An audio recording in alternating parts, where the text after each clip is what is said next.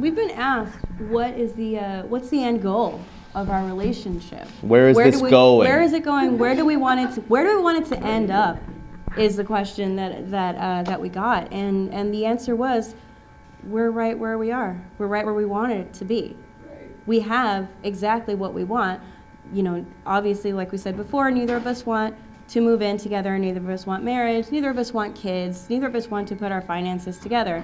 Those are not important things to have in our relationship. What is important to have in our relationship is to have quality time together, to have awesome sex, to have really good times, to go on trips, and to just be happy with each other. And to be sad too, to be there right when things are not quite right.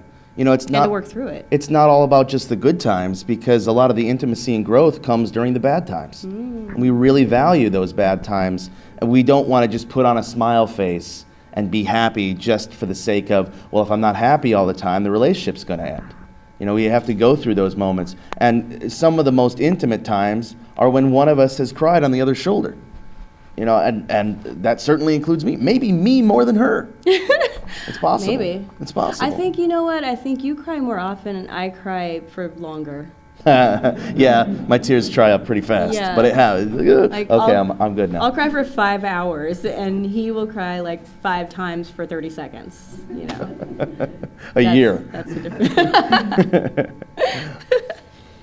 When we do our discussion groups in LA, we've started to do them out in public now. We used to do them in private at lofts and that kind of thing. Now we're doing them more at sex toy shops and kink-friendly places and dungeons and that kind of thing.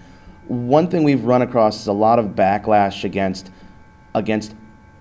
the type of relationship that is not their own. So we tend to see people rooting for their home team instead of everybody having fun playing the game. And a big point that we make is our groups are non-monogamy as a whole, and you could easily slip into monogamy. We're not going to focus on that too much because we don't have that much experience anymore. But whatever it is, if it's open, we're positive for that. If it's closed, we're positive for that. If it's swingers, if it's threesomes, if whatever, casual dating often gets left out of this conversation, where traditionally monogamous people who have that as their goal tend to date multiple people at a time until they don't, and then they'll go back to it.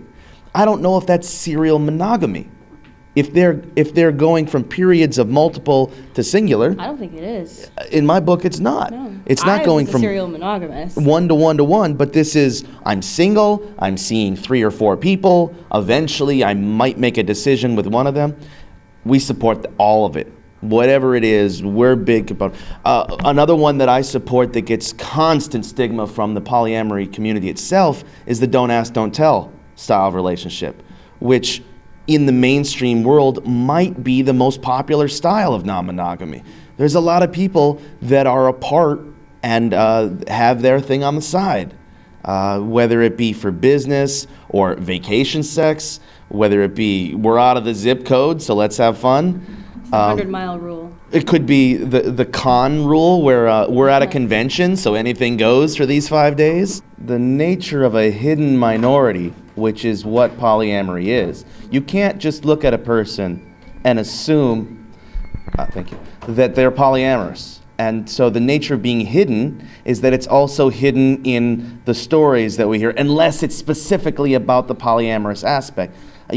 Trying to name a character, a popular character in film or culture or TV or comic books that says, I'm polyamorous, you're going to have a hard time finding that unless it's a comic book about polyamory, which is not the point. That's like saying, okay, the only BDSM practitioners in the world are the people that fly the flag. It's not the case at all. Again, it's a hidden minority. It's not like being black. You can see that. It's not like you just can't see it. And so the hiddenness of our demographic is what creates the fear that you were worried about. You didn't even know what was going to happen, but because you don't exist on the radar of the majority, you fear that you are a minority and you will be discriminated against. It's a natural inclination.